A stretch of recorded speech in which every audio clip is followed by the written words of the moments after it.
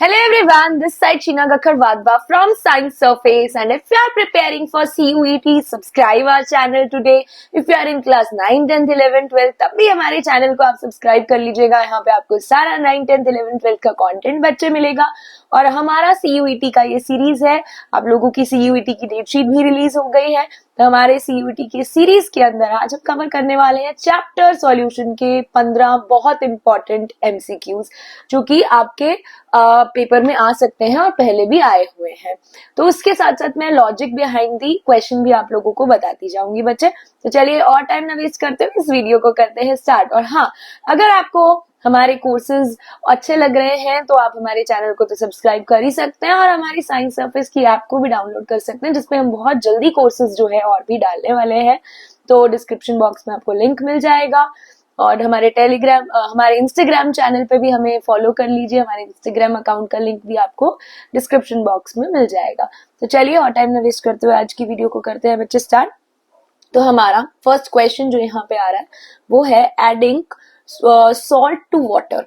Salt को हम water में डालते हैं तो क्या होता है, वहां पे बॉइलिंग पॉइंट इंक्रीज हो जाता है। Adding salt to water increases the boiling point with respect to water. देखो हमें पता है जब भी हम कोई नॉन वॉलेटाइल सॉल्यूट ऐड करते हैं, whenever we add a non volatile solute, जब भी हम कोई नॉन वॉलेटाइल सॉल्यूट ऐड करते हैं, whenever we add non volatile solute. Non volatile solute क्या होता है बच्चे, जो उड़ नहीं सकता, वो वाला सॉल्यूट हमारा नॉन वॉलेटाइल होता है जो उड़ नहीं सकता। जैसे कि हमारा सॉल्ट है, सॉल्ट खुद से तो उड़ नहीं सकता, इवेपोरेट नहीं होगा, तो दैट इज हमारा नॉन वॉलेटाइल सॉल्यूट। जब भी हम कोई नॉन वॉलेटाइल सॉल्यूट ऐड करते हैं, ठीक है, तो हमारा क्या होता है, वहां पे बॉइलिंग पॉइंट जो है इंक्रीज हो जाता है। हमने ये पढ़ा है क्लास 12th में, एलिवेशन इन बॉइलिंग पॉइंट, कि नॉन वॉलेटाइल सॉल्यूट हम ऐड करते हैं तो हमारा जो बॉइलिंग पॉइंट है वो इंक्रीज हो जाता है। बॉइलिंग पॉइंट इंक्रीजेस, ये मैं आपको साथ साथ लॉजिक इसलिए बता रही हूँ कि आपके चैप्टर की भी रिवीजन भी हो जाए। बॉइलिंग पॉइंट क्या होता है बच्चे आपका, increases whenever you add a non volatile solute into a solution.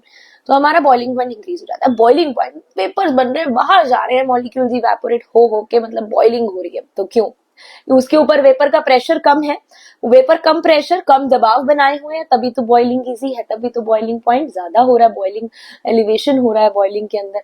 तो हमारा यहाँ पे होगा vapour pressure of the solution is decrease. Vapour pressure come, vapour ने ऊपर प्रेशर कम एक्सर्ट किया, बॉइलिंग ज्यादा हुई। तो चलिए नेक्स्ट क्वेश्चन को देखते हैं हम। Which of the following is a colligative property? इनमें से कौन सी colligative property है? साथ साथ आपको लॉजिक बता रही हूँ। colligative properties वो properties होती हैं जो number of solute particles पे डिपेंड करती हैं। किस पे डिपेंड करती है? number of solute particles पे, not on their nature। Nature पे डिपेंड नहीं करती, not on their nature, it only depends upon the number of solute particles, not on their nature। वो होती हैं हमारी कॉलिगेटिव प्रॉपर्टीज जो कि सिर्फ और सिर्फ नंबर ऑफ सॉल्यूट पार्टिकल्स पे डिपेंड कर रही है, उनके नेचर पे डिपेंड नहीं कर रही हैं। तो अगर मैं बात करूं वेपर प्रेशर की, तो vapour pressure is not a colligative property. Relative lowering of vapour pressure is a colligative property. Osmotic pressure is a colligative property. Freezing point alone is not a colligative property. Depression in freezing point is a colligative property. Boiling point alone is not a colligative property. Elevation in boiling point is a colligative property. तो ये है हमारी, कौन सी हो गई हमारी, B, osmotic pressure is the colligative property. तो चलिए आगे हम चलते हैं थर्ड क्वेश्चन की तरफ हमारे। The statement about azeotropes. Azeotropes क्या होते हैं, हमारे पास मिक्सचर ऑफ लिक्विड, ये हो गया हमारे पास binary mixture, binary mixture of liquid. Binary mixture of liquid का मतलब है आपके पास दो लिक्विड का बाइनरी मिक्सचर जिसकी कॉम्पोजिशन सेम होती है। कॉम्पोजिशन जिसकी सेम होती है at in liquid and vapour phase, जिसकी कॉम्पोजिशन सेम होती है, ठीक है, having constant composition in liquid and vapour phase. Composition constant है अगर उसकी, तो ऑब्वियसली आप उसे फ्रैक्शनल डिस्टिलेशन किसी भी मेथड से सेपरेट तो नहीं कर सकते हो। तो देखिए हम यहाँ पे इनकरेक्ट स्टेटमेंट देखने वाले हैं। तो फर्स्ट तो हमारा बाइनरी मिक्सचर ऑफ लिक्विड, हाँ they are binary mixture of liquid. Second, composition remain same in liquid and vapour phase at constant temperature. Right, ये मैं आपको बता चुकी हूँ, कॉम्पोजिशन सेम होती है. They can be separated by fractional distillation. अभी बताया कि अगर कॉम्पोजिशन सेम होगी तो फ्रैक्शनल डिस्टिलेशन से सेपरेट नहीं होते. दे show deviation from Raoult's law. Yes, they show deviation from Raoult's law. Azeotropes में हमारे पास आता है, एजियोट्रॉप्स में हमारे पास आता है minimum boiling azeotropes, minimum boiling azeotropes and maximum boiling. ये मैं बता रही हूँ आपको, इससे क्वेश्चन आने के पूरे पूरे चांसेस हैं. मिनिमम बॉइलिंग और मैक्सिमम बॉइलिंग एजियोट्रॉप्स से क्वेश्चन आ जाए. देखिए, मिनिमम बॉइलिंग एजियोट्रॉप्स वो होते हैं जिनको पॉजिटिव डेविएशन शो करते हैं राउल्ट्स लॉ से. मिनिमम बॉइलिंग वाले आपके वो होते हैं, मिनिमम बॉइलिंग वाले वो कंपाउंड जो पॉजिटिव डेविएशन शो करते हैं राउल्ट्स लॉ से. पॉजिटिव डेविएशन का मतलब है, पॉजिटिव डेविएशन का मतलब है जो vapour pressure Raoult's law predict करता है वो उससे ज्यादा वेपर प्रेशर शो करते हैं. अगर तो उससे ज्यादा प्रेशर, दबाव ज्यादा है तो बॉइलिंग ऑब्वियसली मिनिमम होगी. तो वेपर प्रेशर ये हमारा पॉजिटिव डेविएशन वाले. पॉजिटिव डेविएशन में हमारा एक एग्जांपल है इथेनॉल एंड एसीटोन. ये एक एग्जांपल है पॉजिटिव डेविएशन का. ठीक है, और मैक्सिमम बॉइलिंग जो हमारा नेगेटिव डेविएशन शो करते हैं राउल्ट्स लॉ से, मैक्सिमम बॉइलिंग जो नेगेटिव डेविएशन शो करते हैं राउल्ट्स लॉ से, और क्या होते हैं हमारे पास, उनका vapour pressure as predicted by Raoult's law lower होता है, तभी तो बॉइलिंग ज्यादा होती है. तो मैंने शॉर्ट में आपको ये सब कुछ बता दिया. हाँ, और आपका मैक्सिमम बॉइलिंग जो आपका नेगेटिव डेविएशन वाले हैं राउल्ट्स लॉ से, जो एसिड और वाटर के मिक्सचर होते हैं ना, वो नेगेटिव डेविएशन शो करते हैं राउल्ट्स लॉ से, एसिड एंड वाटर. तो बच्चे ये क्वेश्चन में आपको बार बार ये पॉइंट्स इसलिए कीवर्ड्स लिख रही हूँ क्योंकि हमारे पास इतना टाइम तो देखो है नहीं, हमें कम में बहुत ज्यादा कवर करना है.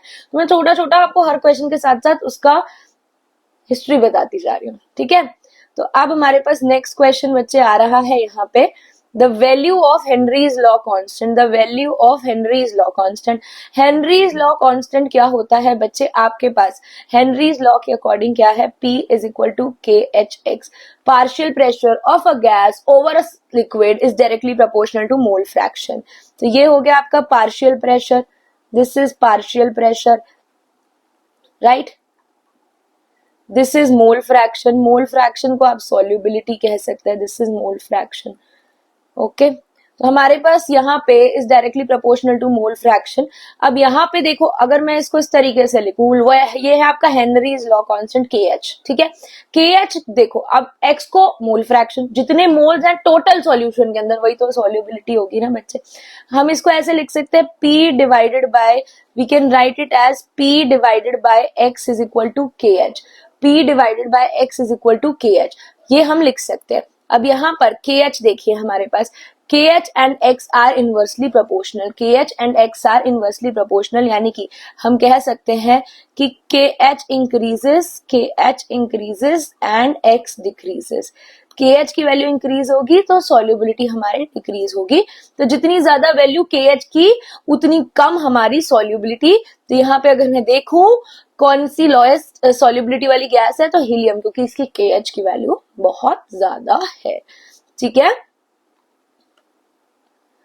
नेक्स्ट क्वेश्चन हमारे पास आ रहा है, consider 1 molar of the aqueous solution of the following compounds. हमने 1 मोलर एक्वस सॉल्यूशन कंसीडर कर लिया इन सभी कंपाउंड्स का बच्चे. ठीक है, हमें बताना है बच्चे इंक्रीजिंग ऑर्डर में इसे अरेंज करना है of elevation in boiling point के इंक्रीजिंग ऑर्डर में इसे अरेंज करना है हमें, राइट. तो हमारे पास ये ग्लूकोज है, ग्लूकोज देखो, elevation in boiling point, colligative property आप लोगों को मैंने बताया है. किस पे डिपेंड करती है? नंबर ऑफ सॉल्यूट पार्टिकल पे. तो ये भी किस पे डिपेंड करेगी बच्चे? Number of solute particles. Number of solute particles. अब number of solute particles, if you talk about glucose, तो ग्लूकोज तो टूटेगा ही नहीं, ग्लूकोज तो ब्रेक ही नहीं होगा ना बच्चे. ग्लूकोज ब्रेक नहीं होता तो उसके पार्टिकल्स तो बहुत कम रहेंगे. NaCl को अगर आप ब्रेक करें तो Na positive plus Cl negative में ब्रेक होगा, यानी कि 2 पार्टिकल्स. MgCl2 को ब्रेक करें, Mg2 positive plus 2Cl negative में ब्रेक होगा, यानी कि 3 पार्टिकल्स. AlCl3 को ब्रेक करें, Al3 पॉजिटिव 3Cl नेगेटिव, यानी कि 4 पार्टिकल्स. Al2SO4 होल थ्राइस को ब्रेक करेंगे तो हमारे पास क्या हो गया? 2Al3 positive plus SO4 3. 3 negative, यानी कि हमारे पास यहाँ पे SO4 2 नेगेटिव, 3 SO4 2 नेगेटिव, यानी कि हमारे पास यहाँ पे 5 पार्टिकल्स। तो सबसे ज्यादा पार्टिकल्स किस में पाए जाते हैं? लास्ट वन में, ई वाले में। ई के बाद हमारे पास आता है डी, उसके बाद सी, उसके बाद बी, उसके बाद ए। तो सी इज द करेक्ट आंसर। और अगर आपको ऐसे ब्रेक नहीं करना आता तो भी let me know in comment section so that I can make a separate video on it और जल्दी से मैं अपलोड कर दूं, क्योंकि आपका पेपर बहुत पास है और मुझे आपको अच्छे से प्रिपेयर करवाना है।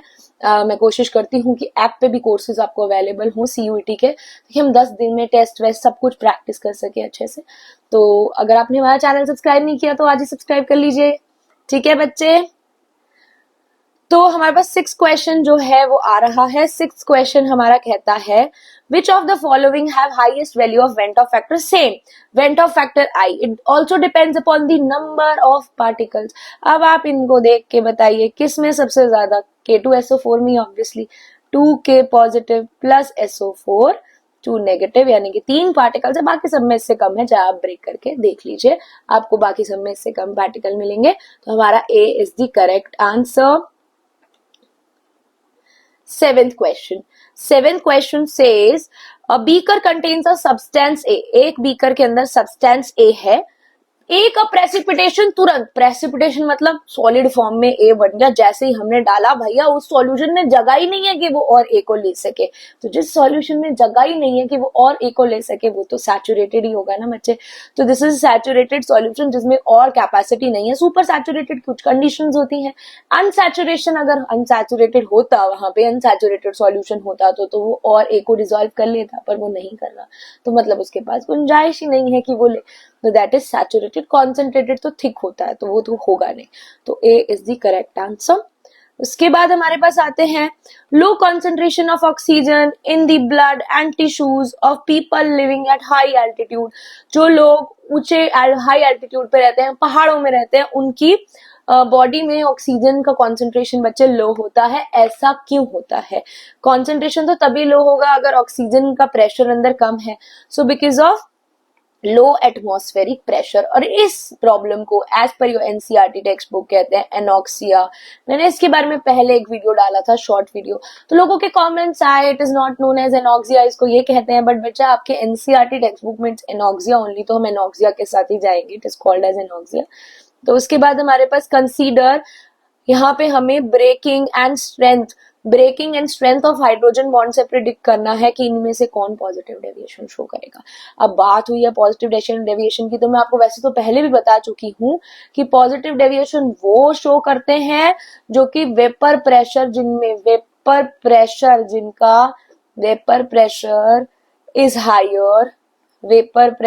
Is higher than that predicted from Raoult's law. Vapor pressure is higher than that predicted from Raoult's law. तो Raoult's law ने जितना वेपर प्रेशर प्रिडिक्ट किया है वहां से हमारा वेपर प्रेशर ज्यादा है, उससे ज्यादा है, तो वो हमारे शो करेंगे क्या? Positive deviation. मैंने आपको एग्जांपल पहले भी दिया था, ethanol and acetone, methanol and acetone, तो ये सब क्या है? पॉजिटिव डेविएशन वाले बेटा। जितने भी एसिड और वाटर के मिक्सचर होते हैं ना, वो नेगेटिव डेविएशन शो करते हैं। आप देखो इसके अंदर ना स्ट्रेंथ, सॉल्यूट की स्ट्रेंथ होती है जिसे हम ए स्ट्रेंथ कहते हैं। सॉल्वेंट के अब आपस के अंदर स्ट्रेंथ है जिसे हम बी कहते हैं। अब जब सॉल्यूट और सॉल्वेंट कंबाइन होकर सॉल्यूशन बनाते हैं तो एक स्ट्रेंथ होती है दैट इज AB। अगर तो सॉल्यूट आपस में खुश है, बढ़िया स्ट्रेंथ है उनकी, तो बाहर ही नहीं निकलेंगे। हमारी बॉइलिंग क्या होगी उसके अंदर, वो मतलब ए बी के फॉर्म में वो सॉल्यूशन में एग्जिस्ट कर रहे हैं, पर वो ए और बी की फॉर्म छोड़ना नहीं चाहते क्योंकि वो दोनों आपस में खुश हैं। तो क्या होगा, फटाफट से वो ए बी के फॉर्म में खुश नहीं है तो वो फटाफट से ए बी के फॉर्म से बाहर निकलेंगे और क्या होंगे, ए और बी के फॉर्म में आ जाएंगे। तो वेपर प्रेशर आपका उस केस में क्या होगा, ऊपर वेपर ज्यादा बनेंगे तो vapour pressure will be higher. तो यहाँ कहता है कि जिनके अंदर खुद के अंदर हाइड्रोजन बॉन्डिंग अच्छी है तो दूसरों के साथ हाइड्रोजन बॉन्डिंग नहीं बनाएंगे अच्छी। मिथेनॉल की खुद की हाइड्रोजन बॉन्डिंग बहुत अच्छी है, एसीटोन की खुद की हाइड्रोजन बॉन्डिंग बहुत अच्छी है, तो आपस में करना इतना पसंद नहीं करेंगे। तो हमारा आंसर ए ही होगा। क्लोरोफॉर्म में तो वैसे भी हाइड्रोजन ही नहीं है, तो हम देख सकते हैं कि बाकियों कि, और वैसे भी मैंने आपको बताया एसिड और वाटर वाले सारे ही नेगेटिव डेविएशन के आप याद रख सकते हैं। तो यहाँ पे हमारे पास मिथेनॉल और acetone is the correct answer, यानी कि ऑप्शन ए। तो हमारे पास क्या है, नेक्स्ट क्वेश्चन आ रहा है, कॉलिगेटिव प्रॉपर्टीज किन पे डिपेंड करती है, मैंने अभी आपको बताया था, number of solute particle not on the nature of solute particle, number of solute particle पे बच्चे हमें ये ग्राफ देखना है किसी सॉल्यूशन के लिए, ये हमें ग्राफ गिवन है, we have to observe this graph very carefully, observe करके हमें करेक्ट स्टेटमेंट को चूज करना है, we have to observe this graph and we have to choose correct statement among the following. इस ग्राफ को अगर आप ध्यान से देखेंगे तो ये लाइन देखिए, ये लाइन हमारी ऊपर जा रही है, यानी कि यहाँ पर pressure, vapour pressure is high, जहां वेपर प्रेशर ज्यादा है, जहां वेपर प्रेशर ज्यादा है वो वाला कंपोनेंट क्या होगा आपका, वो वाला कंपोनेंट ज्यादा वॉलेटाइल होगा, तभी तो वो वेपर प्रेशर ज्यादा है हमारा, that component will be more volatile. तो हम यहाँ पे देखो कंपोनेंट 2 ही है ना, ये कंपोनेंट 2 का वेपर प्रेशर ज्यादा है, कंपोनेंट 2 उड़ के ऊपर जा रहा है तभी तो वेपर प्रेशर ज्यादा है ना, उड़ के ऊपर जाएगा तभी तो वेपर प्रेशर ज्यादा है, यानी कि component 2 is more volatile than component 1, ठीक है ये। बाकी पढ़िए, component 1 is more volatile than component 2, नहीं दिख रहा है हमें, वेपर प्रेशर उतना ज्यादा नहीं है। Boiling point of component 1 is lower than that of component 2, इसका कहता है बॉइलिंग पॉइंट लोअर है, बॉइलिंग पॉइंट तो तभी लोअर होगा जब वेपर प्रेशर ज्यादा, बेचारे का वेपर प्रेशर ही ज्यादा नहीं है। जो हमारे पास कहता है अगर कोई कंपोनेंट वॉलेटाइल है तो उसकी मोल फ्रैक्शन पर डिपेंड करता है, नो ऐसा तो नहीं है, वॉलेटाइल मोल फ्रैक्शन से तो उसका कोई लेना देना नहीं। तो हमारा option A is the correct answer, option A is the correct answer. कोई भी डाउट होता है तो मुझे कमेंट सेक्शन में प्लीज बताइए, I will get back to you, आपके डाउट जरूर क्लियर किए जाएंगे, ठीक है। अब आते हैं हम क्वेश्चन नंबर 12 पे। 18 gram of non volatile solution A, यहाँ पे कोई सॉल्यूशन है ए जो कि नॉन वॉलेटाइल है, जिसको हमने डिसॉल्व कर दिया 1 किलोग्राम ऑफ वाटर में, 1 किलोग्राम ऑफ वाटर में हमने उसे डिसॉल्व कर दिया और हमारे पास क्या हो गया, 1 किलोग्राम ऑफ वाटर में डिसॉल्व कर दिया, बॉइलिंग पॉइंट वाटर का रेज हो गया, पहले से ज्यादा हो गया। केबी आपको गिवन है, केबी का यूनिट भी याद रख लीजिएगा, केल्विन किलोग्राम पर मोल, यहाँ केबी क्या है वो भी बता दें। बॉइलिंग पॉइंट आपको गिवन है, बॉइलिंग पॉइंट भी गिवन है, वाटर का प्रेशर 1 बार है, ठीक है। हमारे पास TB, delta TB, elevation in boiling point is directly proportional to molality, जब ये प्रोपोर्शनैलिटी साइन हटाते हैं तो यहाँ पे कांस्टेंट आ जाता है केबी, जिसे बॉइलिंग पॉइंट एलिवेशन कांस्टेंट भी कहते हैं, यूबिलियोस्कोपिक कांस्टेंट भी कहते हैं। तो यहाँ पे हमें केबी और सबकी वैल्यू गिवन है और हमें मॉलिक्यूलर वेट ऑफ सॉलिड ए जो कि हमने डिसॉल्व किया है वाटर के अंदर, यानी कि हमें सॉल्यूट का मॉलिक्यूलर वेट यहाँ पे निकालना है। जैसे कि मैंने आपको बताया delta T B is equal to K B M, delta T B is equal to K B M, delta T B की वैल्यू आपको यहाँ पे गिवन है बच्चे, डेल्टा टी बी की वैल्यू पुट करेंगे, इसके अंदर हमारे पास केबी की वैल्यू भी हमें पता है, हमने लिख ली है। उसके बाद एम क्या होता है, molality is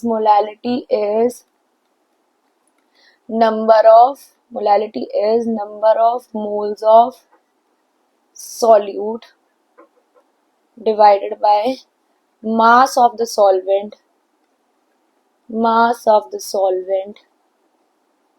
in kg, number of moles of solute divided by mass of the solvent in kg।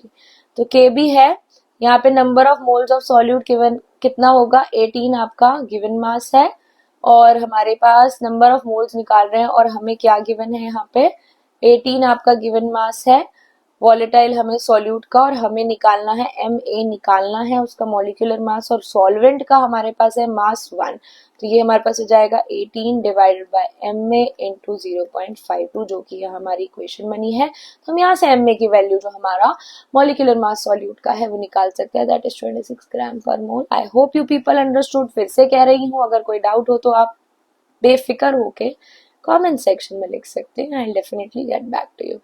Unit of ebullioscopic constant अभी बताया बेटा मैंने आपको, यूबिलियोस्कोपिक कांस्टेंट इज केबी, इसका यूनिट आपको बताया था केल्विन किलोग्राम पर मोल, या फिर केल्विन मोलालिटी इनवर्स भी कर सकते हैं। एक unripe mango placed in a concentrated solution to prepare pickles shrivels because, अब यहाँ पे अचार बन रहा है आम का ना, देखो आम का अचार बनता है, आम श्रिंक हो जाते हैं क्योंकि आम के अंदर जो सॉल्वेंट होता है वो ज्यादा कॉन्सेंट्रेशन वाली साइड मूव करता है। अब नमक वाला पानी है तो ज्यादा कॉन्सेंट्रेटेड है, तो उसके अंदर से वो सॉल्वेंट निकल के बाहर आ जाएगा। ठीक है, तो हम कहेंगे लूज हो गया वाटर, निकल गया बाहर, और इस प्रोसेस को क्या कहते हैं? ऑस्मोसिस। तो it loses water due to osmosis, यानी कि D is the correct answer. Value of Henry's law constant KH के बारे में बात हो रही है, आप लोगों को बताया ही है। Greater for gases with lower solubility, Henry's law फिर से रिपीट कर देती हूँ, P is equal to KHX। I hope you understood well all the 15 question, you understood well. फिर से कहेंगे प्लीज सब्सक्राइब आवर चैनल अगर आपने अभी भी सब्सक्राइब नहीं किया है तो। Thank you so much everybody, thank you.